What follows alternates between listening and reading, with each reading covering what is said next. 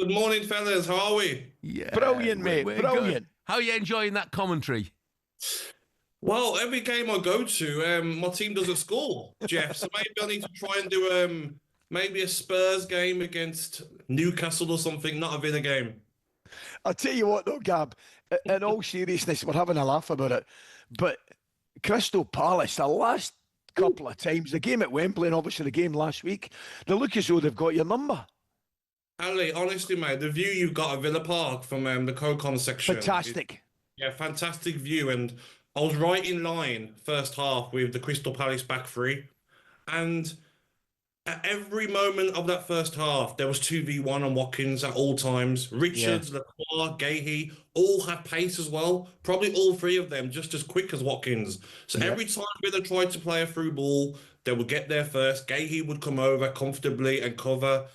And Mitchell and Munoz at all times as well would get back into a five. They had no shame, Crystal yeah. Palace, in sitting back in a five and frustrating Aston Villa. Gab, And what Gab, they do, isn't it they brilliant? four. Isn't it brilliant, mate? I was just going to say to you, I'm Oh, sorry to interrupt you there. Isn't it brilliant? No, you touched on it, and Jeff will know exactly what I'm talking about. See the position you've got there, seeing the whole pitch. You, wow. you, you just see everything. You just see everything tactically. It's amazing, mate.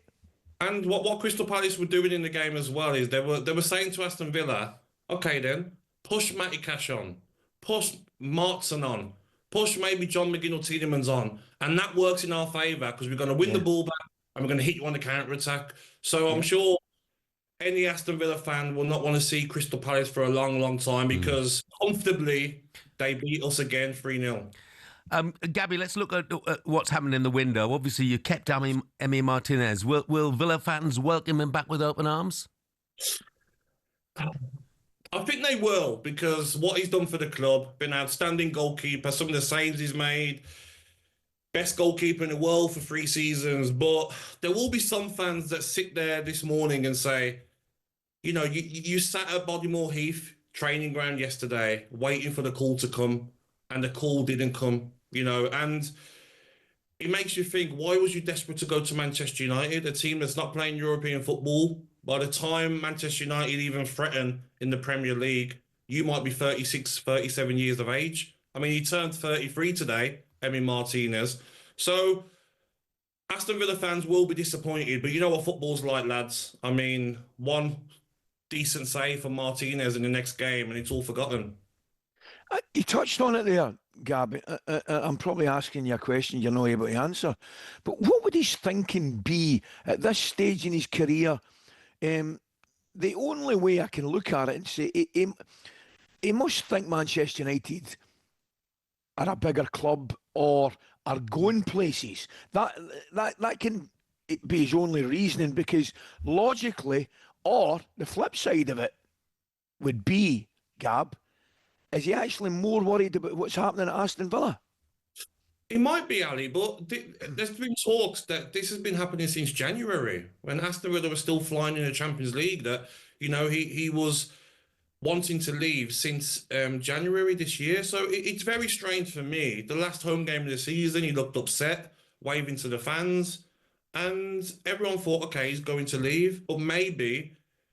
The likes of Jacob Ramsey have left, of course. Duran left. Diaby left. Rashford and Asensio didn't get signed. Maybe he looked at it as a project of Aston Villa. Yeah. Has it reached his limit in the next couple of years with the Champions League qualification? But I was very disappointed because the Aston Villa fans love him. His song is the most sung at Villa Park, at away Yeah. game. Emi Martinez, the world's number one. I'm not sure you're going to have the same energy from Villa fans going forward with Emi Martinez.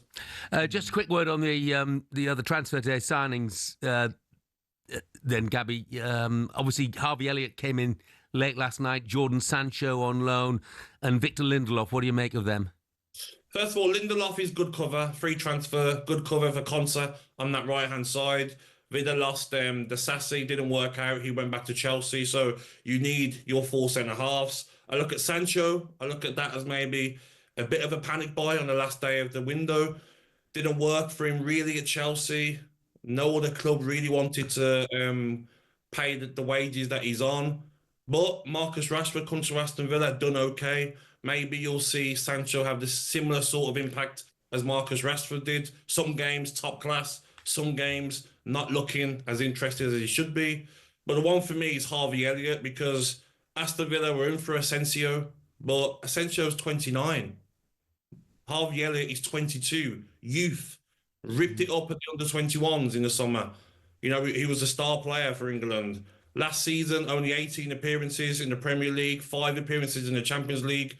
At 22 years of age, lads, you need to be playing every week. You need to be training during the week, and I'm going to start on the weekend. It's all good winning all them trophies at Liverpool, but I'm sure part of him said to himself, I want to be a number one choice in an 11 when Saturday or Sunday comes. And Aston Villa crying out for a player off that right-hand side or a number 10. He will play a lot of football this season at Aston Villa. Yeah, good player. Like him a lot. Like him a lot. Me too. Me too. Gabby, thank you very much, mate. Great to see you, Paul. Right, have a good one, lads. talkSPORT Breakfast, waking you up Monday to Friday morning from 6 a.m. on AM, on DAB, via the talkSPORT app and on your smart speaker.